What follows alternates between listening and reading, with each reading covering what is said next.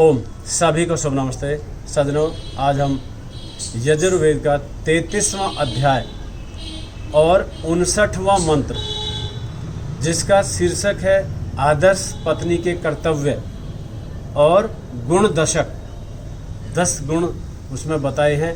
अर्थात हमें यानी कि पति को भी पत्नी को भी बराबर धर्म है, दोनों का बराबर के कर्तव्य होते हैं। हमें अपनी इंद्रिय रूपी घोड़ों को, जो हमारी 5 ज्ञानेंद्रियां हैं, 5 कर्मेंद्रियां हैं, उन इंद्रियों को वेदों में इंद्रिय रूप घोड़े लिखा है, तो इंद्रिय रूपी घोड़ों को मन रूपी लगाम से नियंत्रित रखना चाहिए, ऐसा ऋषि जी लिखते हैं। तो आइए मंत्र में क्या लिखते हैं ऋषि जी। मंत्र का ऋषि कुशिक है। कुशिक ऋषि जी कहते हैं कि घोड़े की लगाम वाला, इंद्रिय रूपी घोड़ों की लगाम वाला, जिसने मन रूपी लगाम से इंद्रिय रूपी घोड़ों को वश में किया हुआ है, यही व्यक्ति घर का उत्तम संचालन कर सकता है। जिसने अपनी इंद्रियों को नियंत्रण में रखा हुआ है, जिनकी रसना, जिनकी चक्षु, जिनके नेत्र, जिनके कर्ण, जिनकी और दूसरी इंद्रियां जो इधर उधर व्यसनों में, लालसाओं में भटकती हैं, उन्होंने अपनी इंद्रियां उनसे वश में हुई नहीं, तो वो श्रेष्ठ कार्य कर नहीं सकते, मन उनका भटकेगा। तो आगे क्या लिखते हैं, यही व्यक्ति घर का उत्तम संचालन कर सकता है। घर की साम्राज्ञी पत्नी होती है, घर की जो महारानी है, घर की जो संचालिका है, जो साम्राज्ञी है, जो रानी है, वह पत्नी होती है। और पुरुष तो, जो पति है, वो तो बाहर का स्वामी होता है। वह स्वयं अपना उत्तम संचालन करती हुई घर को उत्तम मार्ग से ले चलती है, यानी कि बदनामी की तरफ नहीं जाने देती, विफलता की तरफ नहीं जाने देती, किसी तरह की दरिद्रता की तरफ नहीं जाने देती, किसी आए गए का सम्मान ना होता हो, ऐसा वो सद्गृहिणी नहीं करती, किसी के साथ दुर्व्यवहार नहीं करती। उसके कर्तव्यों को निम्न शब्दों में देखिए। नंबर 2, जो निश्चय से पति के साथ ही रमण करने वाली, जिसके सब आनंद पति के साथ है, पति की अनुपस्थिति में, ऐसा नहीं कहीं जो है प्रदेशों में, दूसरे देशों में, कहीं पर्यटक स्थलों में और कहीं घूम रही हो, वो पति के साथ ही बाह्य आनंद भी लेती हैं। तो पर्वत तुल्य विघ्नों के भी तोड़ने फोड़ने को जानती है। घर के अंदर कैसी भी आपत्ति आ जाए, विपत्ति आ जाए, कोई आर्थिक संकट आ जाए, कुछ भी आ जाए, उन विघ्नों को, जो पर्वत के समान आफत आ जाती हैं, मुसीबत आ जाती हैं, उनसे भी वह सफलतापूर्वक निकलने का यत्न करती है। ऐसी चतुराई से अपने घर को चलाती है।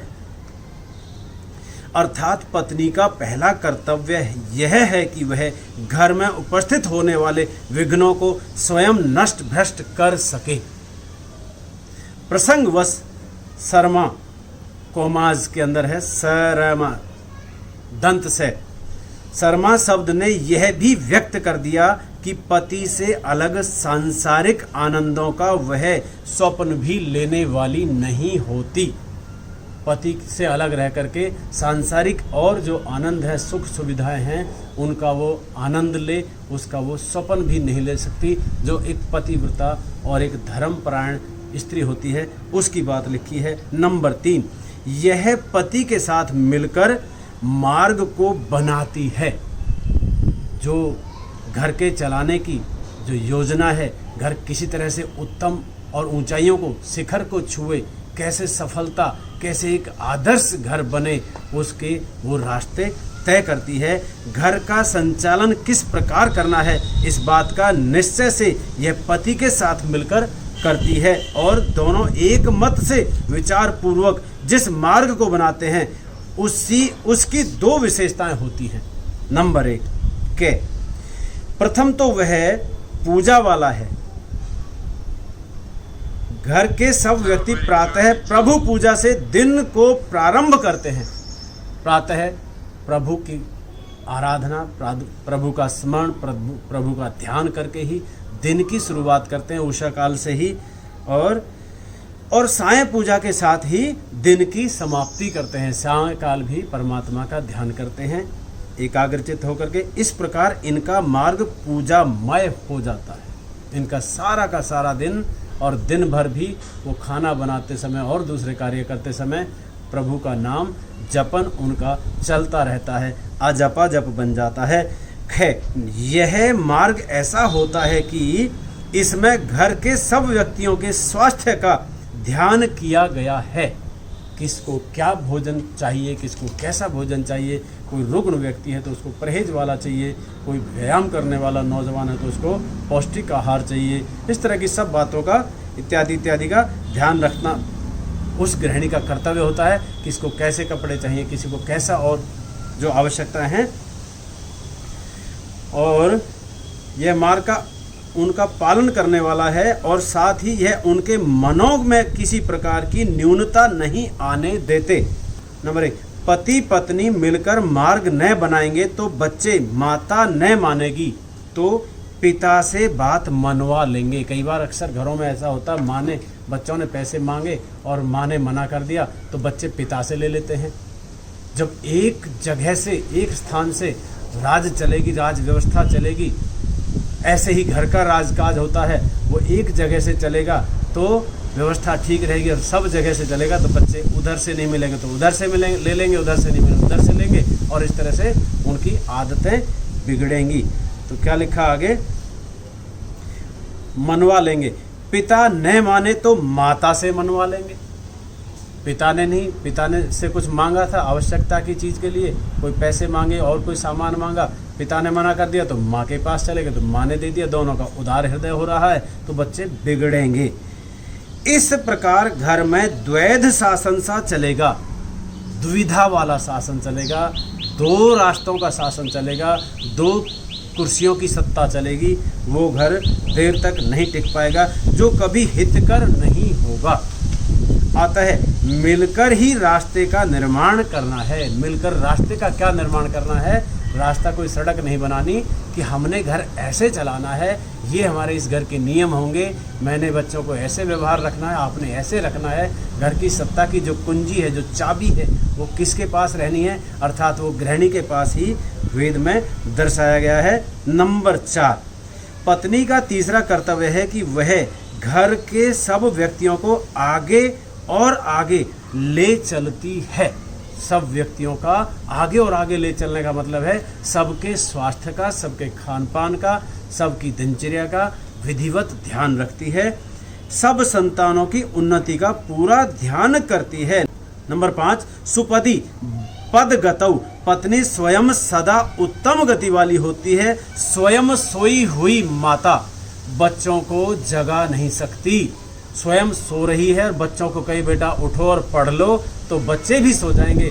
माता को भी वक्त से उठ करके अति भोर में अर्थात उषा काल में शीघ्र उठ करके अपनी दिनचर्या से निवृत्त होना पड़ेगा। और बच्चे पढ़ने के लिए बैठा दिए, माता घर के और आवश्यक कार्य कर रही है। जैसे हमारी माताएं, आप सब की माताएं पुराने ज़माने के अंदर सुबह उठते ही चक्की इत्यादि, दूध बिलोना, मक्खन निकालना इत्यादि कार्यों में लग जाती थी, घर के और दूसरे कार्यों में। तो माँ का दायित्व यहाँ बनता है कि वो स्वयं सोई रहे, बेटा उठो मुन्ना, उठो मुन्नी, और तुम पढ़ने बैठ जाओ। वो बच्चे पढ़ेंगे नहीं। यहाँ वेद इस बात को कह रहा है। स्वयं सोई हुई पत्नी बच्चों को जगाकर पढ़ने के लिए प्रेरणा नहीं दे सकती।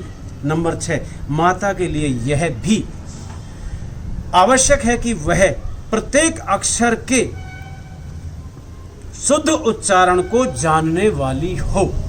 माता इतनी पढ़ी लिखी भी हो कि बच्चे जो छोटे हैं, जो अभी अक्षर ज्ञान ले रहे हैं, उस समय वो उन शब्दों को, बच्चों का निरीक्षण करे कि कौन बच्चा उच्चारण गलत कर रहा है, कौन लिख गलत रहा है। तो माता, क्योंकि 5 वर्ष तक तो पहला गुरु माता ही होती है, और उस समय बच्चों का जो संस्कार के माध्यम से, जो लोरियों के माध्यम से शिक्षा दीक्षा दी जाती है, संस्कार दिए जाते हैं, वो तो माँ ही दिया करती है। तो माता को पढ़ा लिखा होना भी यहाँ वेद कह रहा है। माता से बच्चे ने उच्चारण सीखना है। माता जैसे बोलेगी, माता यदि उनको बच्चों को लोरियों में डराएगी, लोरियों में भूतों की कहानी सुनाएगी, लोरियों में और कोई इधर उधर की डरावनी भाषा बोलेगी, कहीं लुल्लू इत्यादि की बात बोलेगी तो बच्चे डरावने होंगे, बच्चे निडर नहीं होंगे, बच्चे डरपोक होंगे, कायर होंगे। इसलिए माता ही तो संस्कार से बच्चों को मजबूत करती है, वही तो दृढ़ बनाती है। माता जो है जीजाबाई ने ही तो वीर शिवाजी बनाया था, और दूसरी कितनी माताओं ने।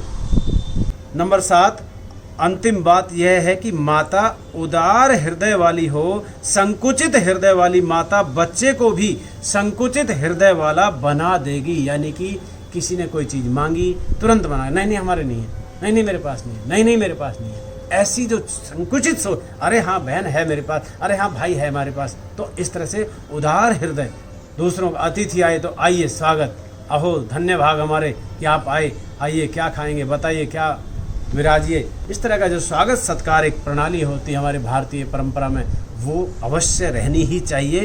तो माता उदार हृदय होगी तो बच्चे भी उदार हृदय वाले हो जाएंगे, संकीर्ण हृदय वाले बच्चे भी संकीर्ण सोच के बनेंगे। इस प्रकार उदार हृदय वाली बनकर यह गृहिणी घर में चलती है। इस प्रकार उदार हृदय वाली बनकर यह गृहिणी घर में चलती है। भावार्थ, आदर्श पत्नी वह है जो नंबर 1, 10 गुण बताए थे मंत्र के प्रारंभ में, तो ये 10 गुण आएंगे यहाँ पे। नंबर 1, पति के साथ आनंद का अनुभव करती है, अर्थात पति से अलग जा कर के कहीं भ्रमण करे, कहीं इधर उधर जो है मौज मस्ती करे, वो आदर्श पत्नी का कर्तव्य नहीं है। वो पति के साथ ही आनंद करे, जहाँ भी जा रहे हैं किसी भी भ्रमण इत्यादि के लिए तो पति के साथ जाएं। नंबर 2, विघ्नों से न घबराकर उन्हें दूर करती है, यानी कि अपनी चतुराई से, अपने मस्तिष्क की जो उत्तम सोच, विवेकशील सोच के साथ अपने घर की बाधाओं का निवारण करती है। नंबर 3, घर की नीति का निर्धारण पति के साथ विचार कर करती है। घर की नीति निर्धारण कैसे करनी है, घर को कैसे संचालन करना है, उसकी सलाह मशविरा वो पति के साथ मिलकर करके घर को उत्तम मार्ग से चलाती है। नंबर 4, इसकी नीति में पूजा को प्रथम स्थान दिया जाता है, यानी कि वो धार्मिक और आस्तिक विचारधारा की होती है, वो नास्तिक नहीं होती। और पूजा पाठ यानी कि परमात्मा का भी वो ध्यान और स्मरण करने वाली होती है। नंबर 5, इसका प्रत्येक कार्य पालन व पूर्ण के लिए होता है, अर्थात किसी की हिंसा ना करे, जिससे किसी की पुष्टि होती हो, जिससे किसी का स्वास्थ्य सुधरता हो, ऐसा ये पालन और पूर्ण करने वाली होती है। इसकी नीति से घर में सबके शरीर स्वस्थ रहते हैं, मन व मस्तिष्क में कोई न्यूनता पैदा नहीं होती। जैसा खाएंगे अन्न वैसा होगा मन। जब वो प्रसन्न चित्त होकर के भोजन इत्यादि भोजन साधन बच्चों को और परिवार के और सदस्यों को कराएंगी, माता पिता इत्यादि को, अर्थात जो माता पिता सास ससुर के रूप में होते हैं उनको कह लीजिए, या और घर के जो भी मेंबर होते हैं उन सब का आतिथ्य और उनकी सेवा सत्कार जो वो श्रद्धा भाव से करेगी तो उसका घर का वातावरण ही अलग बनेगा। नंबर 6, यह घर की उन्नति का कारण बनती है।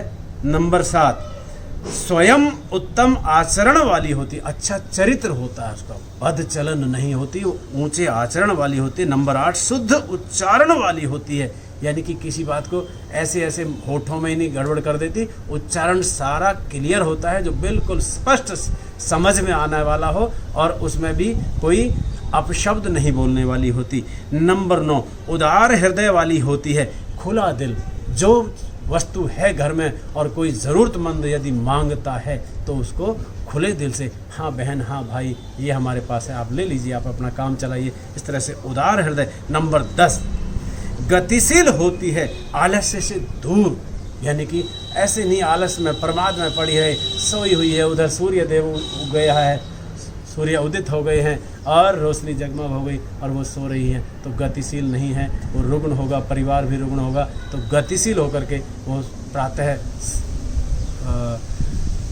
उषा काल में, ब्रह्म वेला में, अमृत वेला में ही वो जग कर स्वयं घर का कार्य निपटा करके, घर का कार्य संपन्न करके और दूसरे कार्यों में लग्नशील हो जाती है। ऐसी एक आदर्श गृहिणी, आदर्श पत्नी, आदर्श माता की इसमें ये चर्चा थी। वेद मंत्र के माध्यम से आप सबने ध्यानपूर्वक सुना। सभी को शुभ नमस्ते, धन्यवाद।